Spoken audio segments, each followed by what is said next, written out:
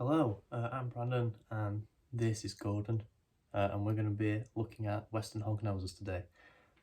So the first thing you need to know is the temperature and humidity of these little guys. So the temperature is roughly a hot spot of 32 to 35 degrees, definitely at least 32, especially if you've got a smaller viv. And the humidity is either 30 to 50%. Anywhere in between there is fine, anywhere just above, just below is also fine. But if you're on the lower end of that spectrum, make sure you've got a humid hide to put in when they go into blue, when they're about to shed. So this little guy actually had a bad shed last time, but as you can see he's fine now. He had a little soak and he was done. Because I let my humidity drop down to about 30% while I was in blue, as I didn't catch him in there. Sorry, just had to clear a notification.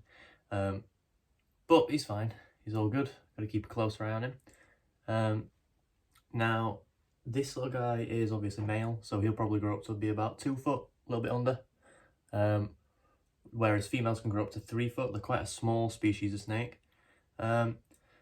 They range from in the wild southern Canada through USA and then northern Mexico. So similar places to like some of your king snakes and that. They do like quite deserty areas. They come in a variety of morphs. So as you can see, this guy's not a normal hognose. He's got a pretty broken pattern. He's a red line jaguar morph, which isn't a proven morph as of yet, but in my opinion, he's definitely different to a normal. They're quite terrestrial animals, so you don't really need to offer height. It can't hurt if you do, but they're probably not going to use it. They like to burrow, so they need, especially this size, probably about 1 inch or so thick of substrate. And speaking of substrate, I use lignocell. That seems to work perfectly fine for this guy. Holds humidity quite well.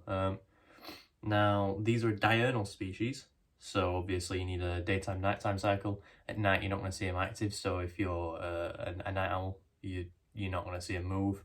But during the day, these guys are very active. I see this man burrowing all the time. It's quite nice, as you can see. You can get them pretty much anywhere from like £30 onwards. So I'm from the UK. I don't know what it's like in America, but from the UK, it's like £30 onwards. This guy I think I got from... Oh, it fell down. I did have it up there. I think I got it for about £50. He wasn't very expensive at all. I got him from the IHS Doncaster show, which is now unfortunately being changed, but that's another video. They're solitary animals, so they don't like being put together, just one in every vivarium, unless obviously you plan on breeding, but look into that, because I'm not breeding this guy, he's too small. In my experience, when the babies, they shed roughly every 3 months, so this guy I've had for about 6 months now. He's just shed his second time, so it works out roughly. That is his babies, so it'll probably be longer when they're older. They don't shed frequently like other animals. They're also rough scaled, so like keeled scales. I don't know if you can see it on the camera, but he's not smooth, but it's very cool. They can hood up as such, so they can push the skin back on their head, make themselves, they almost look like a cobra, but that's not what they're mimicking. They're just making themselves look big.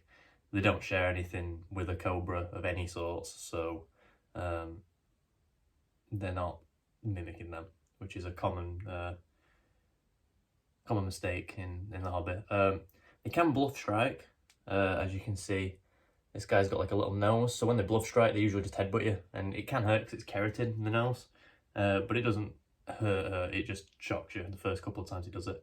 But usually when they're out, they're really friendly. Like, I can stroke this guy's head, he doesn't care.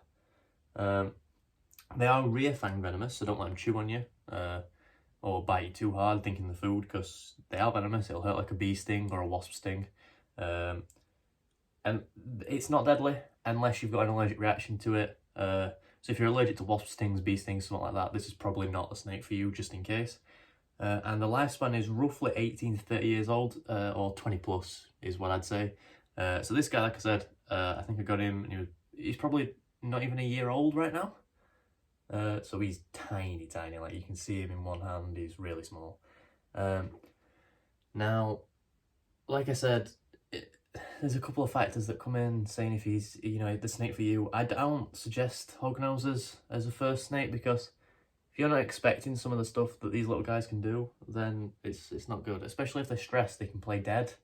They like wriggle around and make weird noises. This guy's never done it because he's not stressed, but Western and Eastern hognoses both play dead.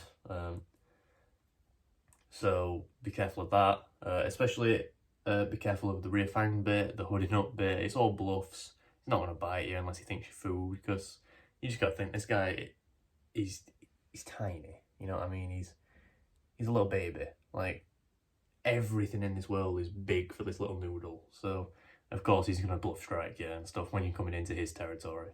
But yeah, there's not really anything else. There's a variety of morphs if you're interested in that kind of stuff. So like I said, this guy's a jaguar. There's stuff called anaconda. There's obviously your albinos. Yeah, there's all sorts. But yeah, I don't really have anything else for this. You can have line-bred animals, I suppose, if you want to know about that. So this guy's a red line. So it means that someone had a red example of this and they bred it to another red example, and now all the snakes from their clutch are red. So this guy's not, he doesn't show it as much as some of the other examples I saw at the show, but it was just so cool I had to grab him. He's actually my fiance's snake, but I was already talking about him with my friend as well and didn't even tell her about it, and she went and chose the same snakes. Clearly there was something about him.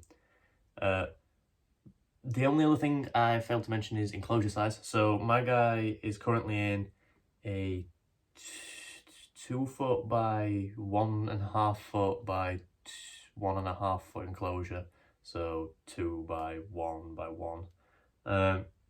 As a baby, he could probably live in there for the rest of his life. It's above a 20-gallon enclosure.